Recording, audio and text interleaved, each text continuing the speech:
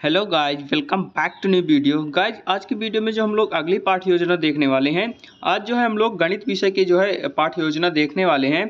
कक्षा 6 में जो है गणित विषय की पाठ्य योजना, जिसमें कि उप विषय हमारा अंक गणित होगा। अंक गणित में हम लोग आज लाभ हानि पर एक पाठ्य योजना बनाया है। उसी पाठ्य योजना को हम लोग इस वीडियो में पूरा A to Z देखने वाले हैं। तो गणित विषय के जितने भी स्टूडेंट हैं, आप लोग वीडियो के अंत तक जरूर बने रहना।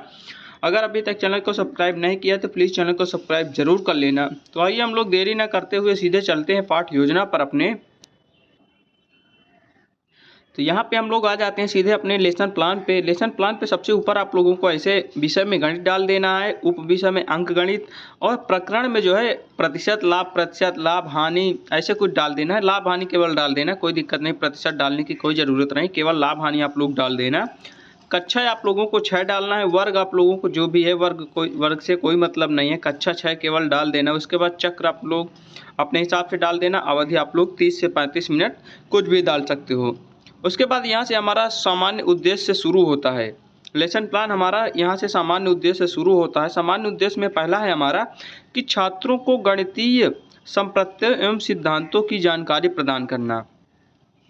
अगला नंबर है हमारा सामान्य उद्देश्य कि छात्रों में तर्क करने की क्षमता का विकास करना होता है। अगला है हमारा छात्रों में गणित के प्रति रुचि जागृत करना होता है।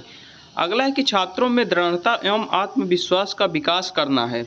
अगला है हमारा छात्रों में शुद्धता, शीघ्रता और सरलता से कार्य करने की क्षमता का विकास करना होता है। ये हमारे जो है सामान्य उद्देश्य होते हैं। सामान्य उद्देश्य आप लोग 3 से 4 5 मैक्सिमम आप लोग 5 लिख सकते हो, कोई भी दिक्कत नहीं है। 3 4 भी लिख दोगे तो कोई भी दिक्कत होने वाली नहीं है। सामान्य उद्देश्य के बाद हम लोग सीधे विशिष्ट उद्देश्य पर आते हैं। विशिष्ट उद्देश्य हमारा क्या होना चाहिए कि छात्रों को प्रतिशत लाभ हानि से संबंधित प्रश्नों को हल करना सिखाना चाहिए। यानी हमारा जो मुख्य उद्देश्य होना चाहिए, जो विशेष उद्देश्य होना चाहिए, वो होना चाहिए कि छात्रों को जो है लाभ हानि प्रतिशत के बारे में हम लोगों को सिखाना होता है। अगला हमारा सहायक सामग्री। सहायक सामग्री में किन किन चीज़ों को हम लोग यूज करेंगे इस लेसन प्लान में, तो व्यापारी का चित्र हम लोग यूज कर सकते हैं, लपेट श्यामपट्ट का यूज करेंगे, और अन्य कक्षा उपयोगी समस्त सामग्री का हम लोग यूज करेंगे। जो भी हम लोगों को मतलब पढ़ाने में जितना भी हम लोगों को यूज कर सकते हैं, वो सारी चीज़ें सहायक सामग्री के अंतर्गत आ जाएंगी। अगला पूर्व ज्ञान। पूर्व ज्ञान क्या है कि छात्र जो है लाभ हानि, क्रय विक्रय, मूल्य, ये सारी चीज़ों के बारे में मतलब बच्चे परिचित होंगे। तो ये हमारा पूर्व ज्ञान हो जाएगा। पूर्व ज्ञान के बाद हम लोगों को सीधे यहाँ पे आ जाना है प्रस्तावना पृष्ठ पे। हाँ, यहाँ पे आ जाना है प्रस्तावना पृष्ठ पे, आप लोगों को आ जाना है। तो बच्चों से आप लोग यहाँ पे प्रस्तावना प्रश्न डाल देना। प्रस्तावना प्रश्न यहाँ पे नहीं डाला गया है। तो बच्चों से हम लोग क्वेश्चन पूछेंगे कि जिस मूल्य पर वस्तु खरीदी जाती है उसे क्या कहते हैं। प्रस्तावना प्रश्न बच्चों से पूछेंगे तो हो सकता है बच्चे बता दें कि जिस मूल्य पर वस्तु खरीदी जाती है उसे हम लोग क्रय मूल्य करते हैं। उसके बाद अगला प्रश्न पूछेंगे कि बच्चों बताइए जो है जिस मूल्य पर वस्तु बेची जाती है उसे क्या कहते हैं। तो बच्चे बताएंगे उसे विक्रय मूल्य कहते हैं। अगला प्रश्न पूछेंगे कि एक वस्तु 8 रुपये में क्रय की गई और 10 रुपये में बेची गई तो हमें क्या प्राप्त हुआ। तो बच्चे बताएंगे लाभ प्राप्त हुआ या फिर फायदा हुआ, ऐसे बच्चे बताएंगे। उसके बाद अगला प्रश्न पूछेंगे कि हमें कितने प्रतिशत का लाभ प्राप्त हुआ। यहाँ पे ये जो है समस्यात्मक प्रश्न हो जाएगा। तो बच्चे यहाँ पे जो है प्रश्न का उत्तर नहीं दे पाएंगे, क्योंकि बच्चे लाभ प्रतिशत नहीं पढ़े होंगे, तो बच्चे प्रश्न का उत्तर नहीं दे पाएंगे। यहीं से हमारा जो है लेसन प्लान स्टार्ट हो जाएगा। फिर हम लोग यहाँ पे कहेंगे कि बच्चों जो है आज की कक्षा में लाभ प्रतिशत हानि प्रतिशत के प्रश्नों को हल करेंगे, या लाभ प्रतिशत हानि प्रतिशत के बारे में अध्ययन करेंगे। यहाँ पे उद्देश्य कथन आप लोग ऐसे लिख देना है। यहाँ पे जो है प्रस्तावना प्रश्न जरूरी नहीं है कि यहाँ पे ये मतलब ऐसे यहाँ पे प्रस्तावना प्रश्न डाल देना सीधे सीधे। उसके बाद इसको जो है लिखना यहाँ पे कोई भी जरूरी नहीं है। इसको आप लोग जहाँ पे क्वेश्चन बनाना वहाँ पे कोष्टक पे यहाँ पे क्रय मूल्य लिख देना। ये मतलब टेबल बनाना कोई भी जरूरी नहीं, टेबल आप लोग मत बनाइए, सिंपल आप लोग बनाना केवल। उसके बाद यहाँ पे उद्देश्य कथन हो जाएगा। उसके बाद प्रस्तुतिकरण आ जाएगा। प्रस्तुतिकरण में आधा सा प्रश्न आ जाएगा कि एक विक्रेता ने जो है एक सिलाई मशीन 500 रुपये में क्रय की और 540 रुपये में बेच दी, विक्रेता को कितने प्रतिशत का लाभ हुआ। यहाँ से हम लोग आधा सा प्रश्न जो है शुरू हो जाता है हमारा। तो अब आप लोगों को बच्चों को जो है अब मतलब कि क्लास में जो है लाभ प्रतिशत हानि प्रतिशत के बारे में अब आप लोगों को पढ़ाना है। तो बच्चे यहाँ पे शुरू हो जाता है कि विश्लेषणात्मक प्रश्न या फिर विकासात्मक प्रश्न इसे हम लोग कहते हैं। विकासात्मक प्रश्न आप लोग डालना, विश्लेषणात्मक मत डालना। ये टेबल आप लोगों की बनाने की बिल्कुल भी ज़रूरत नहीं, आप लोग सिंपल, बिल्कुल सिंपल आप लोग यहाँ पे विकासात्मक प्रश्न लिखना, 1 2 3 4 जितने भी है, उसके बाद छात्राध्यापक कथन लिखना, उसका आंसर देना, ये सारी चीज़ आप लोगों को लिखना। ये टेबल बनाने की आप लोगों को कोई ज़रूरत नहीं है। यहाँ में प्रश्न में क्या ज्ञात है, तो बच्चे से मतलब पूछेंगे कि बच्चों प्रश्न में क्या ज्ञात है, तो बच्चे बताएंगे क्रय मूल्य और विक्रय मूल्य। सिलाई मशीन का क्रय मूल्य कितना है, बच्चों से पूछेंगे तो बच्चे बताएंगे 500 रुपया। विक्रय मूल्य सिलाई मशीन का कितना है, तो 540 रुपया है। अब प्रश्न में क्या ज्ञात करना है, बच्चों से पूछेंगे कि बच्चों बताइए प्रश्न में क्या करना है, क्या ज्ञात करना है, तो बच्चे बताएंगे कि जो है इसमें प्रतिशत लाभ कैसे ज्ञात करेंगे, हम लोग प्रतिशत लाभ के बारे में हम लोगों को बताना है।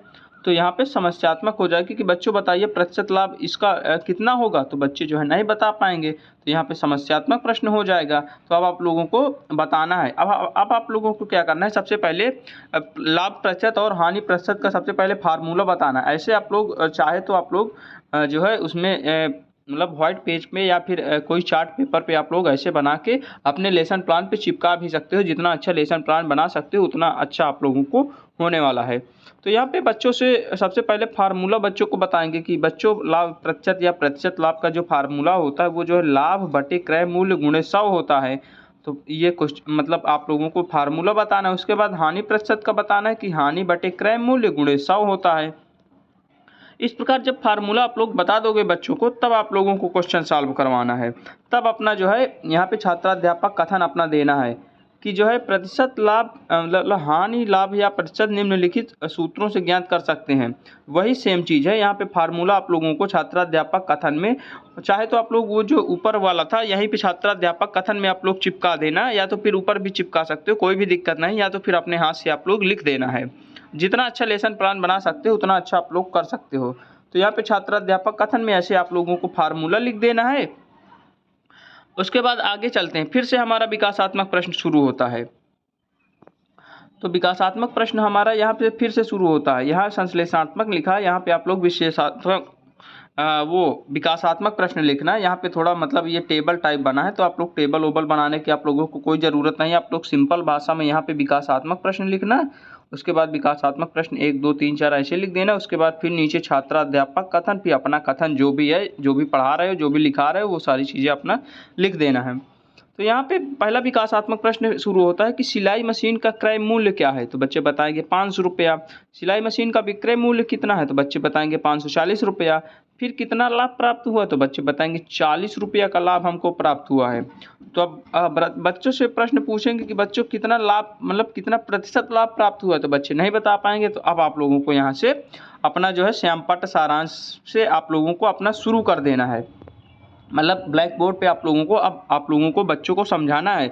सबसे पहले आप लोगों को ब्लैक बोर्ड पे लिखना है सिलाई मशीन का क्रय मूल्य 500 रुपया है, उसका विक्रय मूल्य 540 रुपया है। तो कितने का लाभ हुआ, 40 का लाभ हुआ है। तो लाभ प्रतिशत कैसे निकलेगा, विक्रय मूल्य माइनस क्रय मूल्य। सबसे पहले केवल लाभ निकाल लेना है, 540 से 500 घटा देना है, तो 40 रुपये का लाभ हो गया है, यानी फायदा हो गया है। अब प्रतिशत लाभ निकालना है, तो लाभ बटे क्रय मूल्य गुणे 100। तो लाभ हमारा 40 रुपये है, क्रय मूल्य 500 है, गुणे 100 हो जाएगा, तो 8% का लाभ आ जाएगा यहाँ पे। तो ऐसे आप लोगों को बच्चों को जो है ब्लैक बोर्ड पे लिख के पूरा मतलब सॉल्व करके आप लोगों को A to Z समझा देना है, ताकि बच्चों को आसानी से समझ में आ जाए। ये जो है श्यामपट्ट कार्य में हो जाएगा, या फिर श्यामपट्ट कार्य हो गया। उसके बाद आगे हम लोग चलते हैं निरीक्षण कार्य। अब जैसे ही एक क्वेश्चन हम लोगों ने बता दिया, पूरा मतलब बता दिया ब्लैक बोर्ड पे, आप लोगों ने ऐसे सेम टू सेम लिख दिया है। उसके बाद हम लोग निरीक्षण करेंगे क्लास में।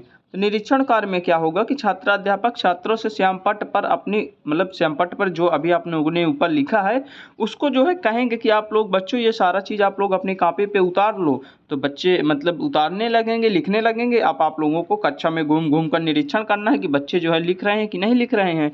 यही जो है निरीक्षण कार्य हो जाएगा। उसके बाद अभ्यास कार्य आता है। निरीक्षण कार्य के बाद अभ्यास कार्य होता है। अभ्यास कार्य को ही हम लोग पुनरावृत्ति प्रश्न कहते हैं, दूसरी भाषा में पुनरावृत्ति प्रश्न कहते हैं अभ्यास कार्य को। तो फिर जैसे कि एक क्वेश्चन आप लोगों ने बता दिया है, एक क्वेश्चन 2 क्वेश्चन, जितने भी क्वेश्चन आप लोग बना सकते हो बना देना इस लेसन प्लान में। 1 से 2 क्वेश्चन, 3 क्वेश्चन मैक्सिमम बना देना है। 3 क्वेश्चन वही विकासात्मक प्रश्न मतलब बना देना है। एक विकासात्मक प्रश्न में 1 क्वेश्चन, 3 विकासात्मक प्रश्न बना देना है, तो 3 क्वेश्चन हो जाएंगे। तीनों क्वेश्चन का आप लोगों को सॉल्व करके बच्चों को बता देना है। उसके बाद लास्ट में पुनरावृत्ति प्रश्न है।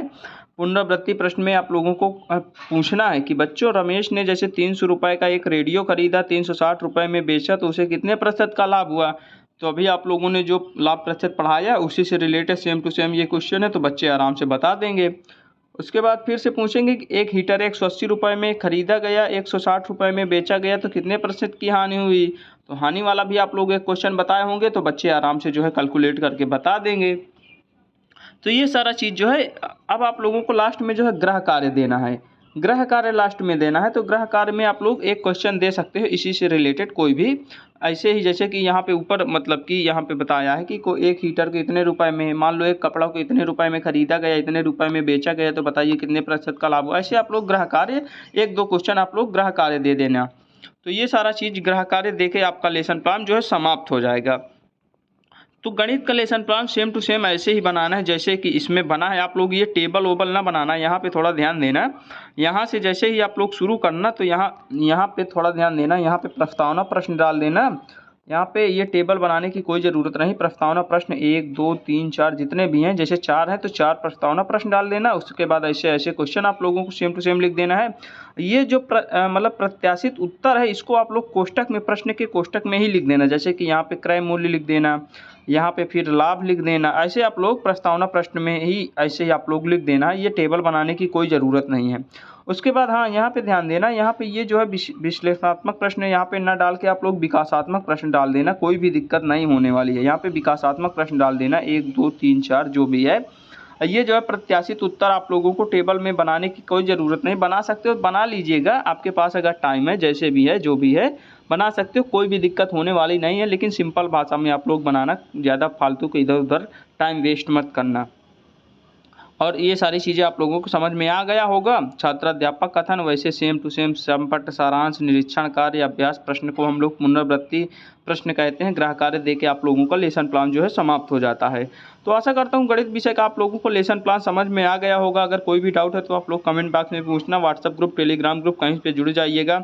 अगर हाँ, एक चीज़ मैं बता दूँ, अगर आप लोगों को ये PDF सारी चाहिए, जितने भी लेसन प्लान मैंने अपने यूट्यूब पे डाला है, अगर इनकी PDF चाहिए तो आप लोग कमेंट बॉक्स में ज़रूर बताना, या फिर मेरे व्हाट्सअप ग्रुप, टेलीग्राम ग्रुप कहीं पे जुड़ जाइएगा। वहाँ पे आप लोग मैसेज कर देना, तो मैं आप लोगों को PDF जो है प्रोवाइड करवा दूँगा। तो चलिए मिलते हैं एक नई वीडियो के साथ, तब तक के लिए बाय बाय, टेक केयर।